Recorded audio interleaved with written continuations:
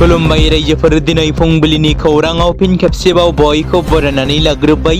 गिबियावनो जायफोर बिथांमोना आंनि बे लेटेस्ट बड' क्रिएटर चेनेलाव गोदानै नायदों, बिथांमोना फुंनि समाव आरो मोनाबिलिनि समाव लेटेस्ट खौरां एबा आपडेटखौ मोनबाय थानो थाखाय गिबियावनो चेनेलखौ साबस्क्राइब खालामना लाबानो जाबाय। दानिया फैदो खौरांखौ खोनासंलांनि। फिन आरोबाव बेसेन बांदों कमार्शियेल संग्रा गेसनि बेसेना।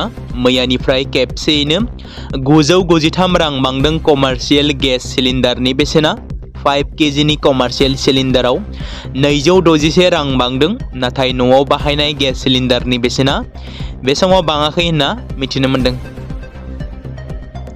थांनाय माखासे दान सिगाङाव गुवाहाटी नोगोरमाजों लोगोसे आसामनि गुबुन गुबुन जायगाफोरनि गोबां इउनिसेक्स सेलुनफोराव आयेन बेरेखा गाज्रि हाबा मावग्रा खायसे लाइमोन आरो आइजोफोरखौ हमनानै आयेन बादियै साजा होबोबाय थासेयावबो खायसे सुबुंफोरा बेफोरबादि हाबा मावनायनिफ्राय गोजान जानानै थाङाखै।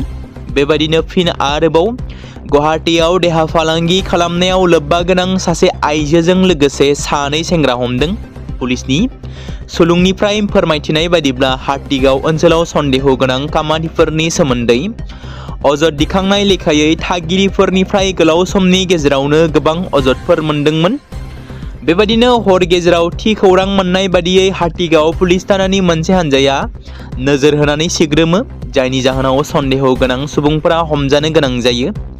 खौरां मोननायनि उनावनो पुलिस हानजाया गरा मरायाव AS01 ET6725 नम्बरनि गंसे गारिनि खाथियाव थाङो।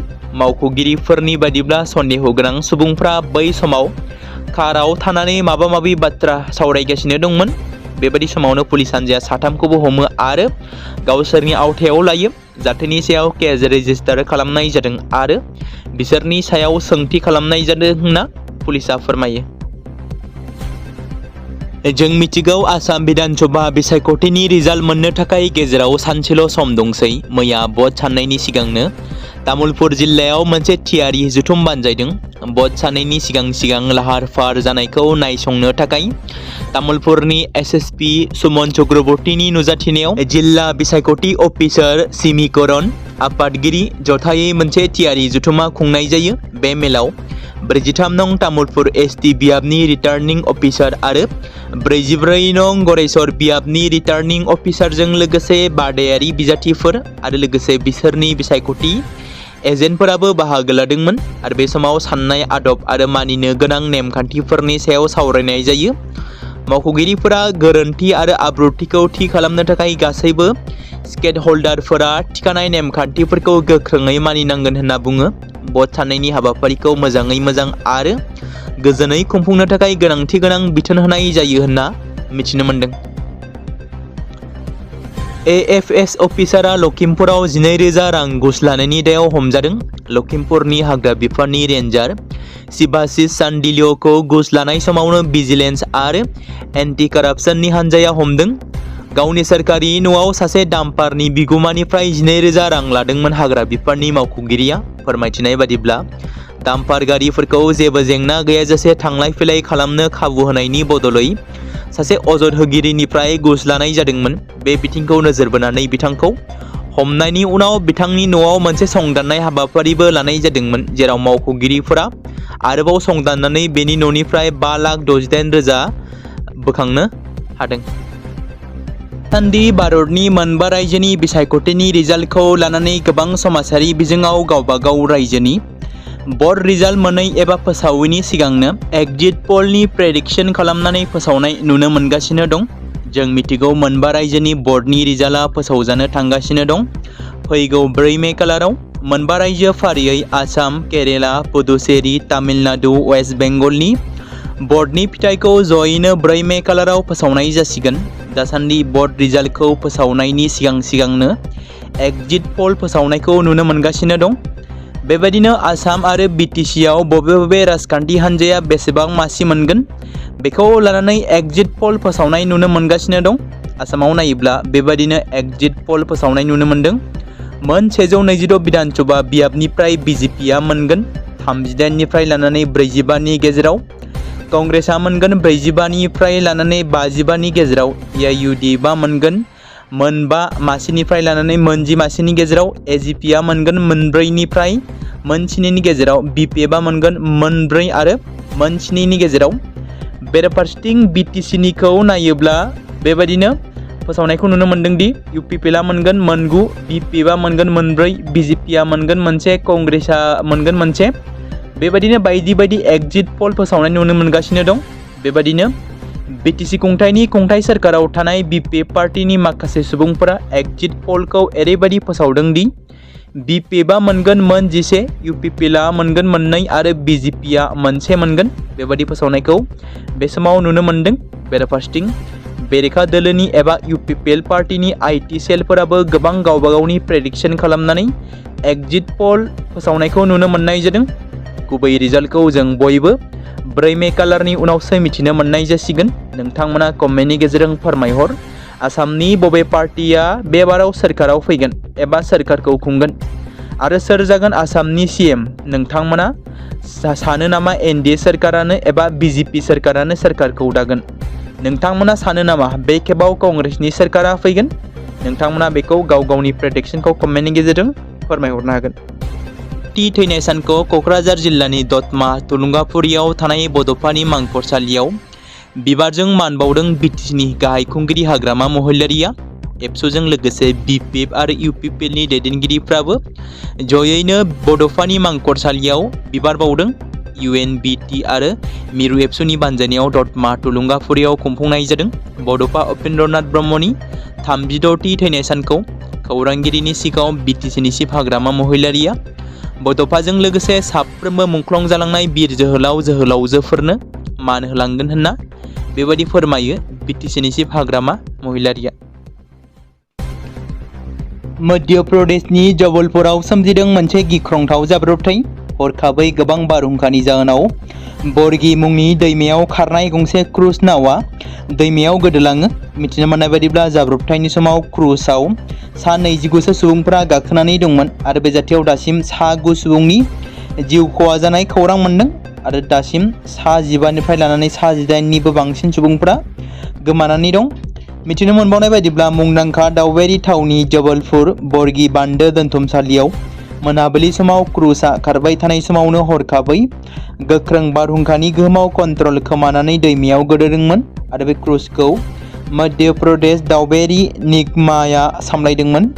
मख'नो गोनांनि गिबि मन्त्रि महन जादवआ बे जाब्रबथायनि सायाव ससियेल मिडियायाव गावनि फिननायखौ फोरमायदों दि बिथाङा ओरैबायदि लिरदों दि गोमानाय दावबायारिफोरखौ नागिरनो थाखाय रैखाथि होनाय हाबाफारिखौ गोख्रों खालामनाय जादों। बोखांनो हानाय दावबायारिफोरखौ जायगानि देहा फाहामसालियाव थिसननाय जादों। बेजों लोगोसे दावबायारि मन्त्रि Dharmendra Singh Lodhi, divisional incharge ACS ADG आरो जायगानि सुबुं थान्दैफोरखौ थाबैनो जाथाय जानाय जायगायाव सहैनो बिथोन होनाय जादों आरो नायबिजिरनायखौ जागायदों होनना बुङो बिथाङा। सानजारि नोगोर बैसागु फोरबो आफादनि खुंगा 35थि रंजालि बैसागु बिदाय फोरबोखौ खुंफुंनो थाखाय गाहाय खुन्थियाखौ गायसनबाय।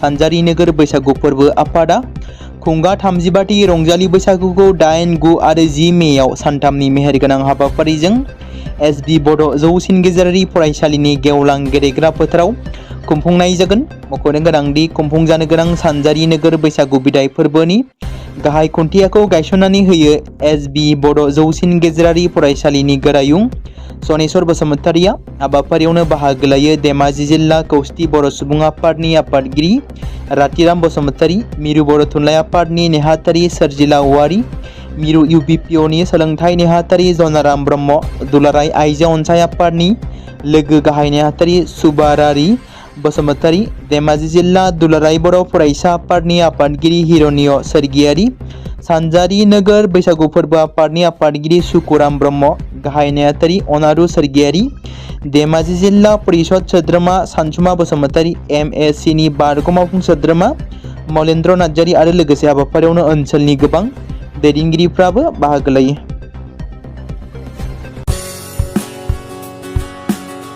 बे समाव मोनसे गोजोनथाव खौरां।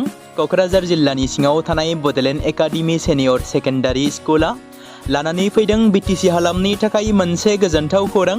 2026 आरो 2027 सोलोंथाइ बोसोरनि थाखाय क'क्राझार तिनिआलिनि हल्टुगाव आउटपस्टआव थानाय बड'लेण्ड एकाडेमि सेनियर सेकेन्डारि स्कुला फार्स्ट इयारनि थाखाय प्रि एडमिशन एबा जेबो बेसेन होनाङालासे मुं थिसननाय आरो फर्म गथायनाया दासान्दि सोलिगासिनो दङ आरो बेनि गेजेराव देग्लायनि मेट्रिक आनजादाव 100आव 75 जौखोन्दोनि गोजौआव जौखोन्दो लानानै उथ्रिसार जानो हानाय साबा फरायसा एबा बिजाथिफोरनि थाखाय आबुङै जेबो बेसेन होनाङालासे मुं थिसननो आरो फरायनो थाखाय खाबु होनाय जादों आरो बेनि अनगायैबो बोसोरै फरायसा आरो फरायसुलिफोरखौ लानानै EBS ट्रिप एबा सोलोंथायारि दावबायनायखौ लानाय जायो।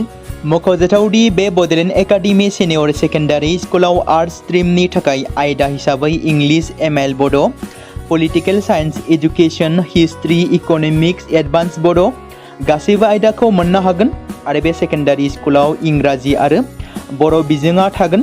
मोजां सोलोंथाइ लानायनि अनगायैबो बड'लेण्ड एकाडेमि सिनियर सेकेन्डारि स्कुलाव उफ्रा सोलोंथाइ हिसाबै एनभायरनमेन्ट फिल्ड स्टाडि बायदिखौ लानानै सोलोंथाइ लानो हागोन। बेनि अनगायैबो बे फरायसालियाव हौवासा आरो हिन्जावसाफोरनि थाखाय आलादा आलादायै हस्टेलनि खाबुफोर होनाय जादों। बेनि थाखाय नोंथांमोना आबुङै मिथिबावनो थाखाय एबा थोंजोङै फोनांजाब खालामहर 9101488399 जानबुं नम्बराव।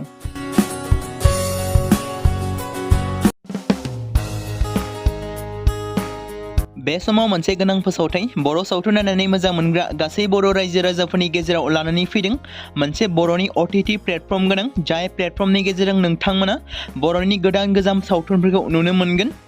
थांनाय माखासे बोसोर सिगां बर'नि गेजेराव लानानै फैनाय निउबो एप बायदिनो फिन आरोबाव लानानै फैदों बर' रायजो राजाफोरनि थाखाय।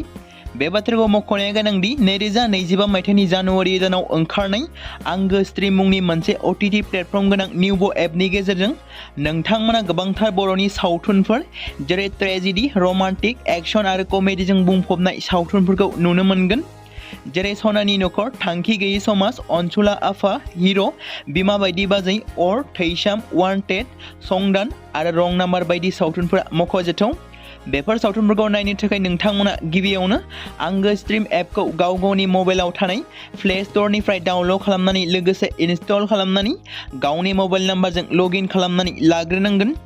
बेनि उनाव नोंथांमोना गोबांथार नुनो मोनै सावथुनफोरखौ गुगोल पे, फन पे आरो पेटिएमजों रं नाम्बार सावथुनखौ नायनो थाखाय 60 रां आरो संदान सावथुनखौ नायनो थाखाय 80 रां, वान्टेड सावथुनखौ नायनो थाखाय 60 रां, थैसाम सावथुनखौ नायनो थाखाय 60 रां बेबायदिनो गोबांथार नुनो मोनै सावथुनफोरखौ नायनो थाखाय सुबिदा खालामनानै होदों आंगो स्ट्रिम प्लेटफर्मा। फिन नोंथांमोननि गेजेराव फोरमायबावनो लादों बर' सावथुन नायनानै मोजां मोनग्रा गासै बर' रायजो राजाफोरनि गेजेराव लानानै फैदों मोनसे बर'नि OTT प्लेटफर्म गोनां जाय प्लेटफर्मनि गेजेरजों नोंथांमोना बर'नि नुनो मोनै सावथुनफोर जेराव गोदान गोजाम सावथुनफोरखौ नुनो मोनगोन।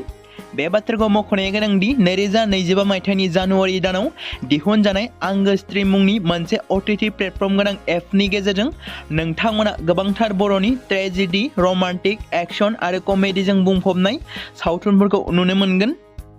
जेरै रं नाम्बार, संदान, वान्टेड, थैसाम, अर, बिमा बायदि बाजै, हिर', अनसुला आफा, थांखि गैयै समाज, सनानि नखर बायदि बायदि सावथुनफ्रा मख'जाथाव।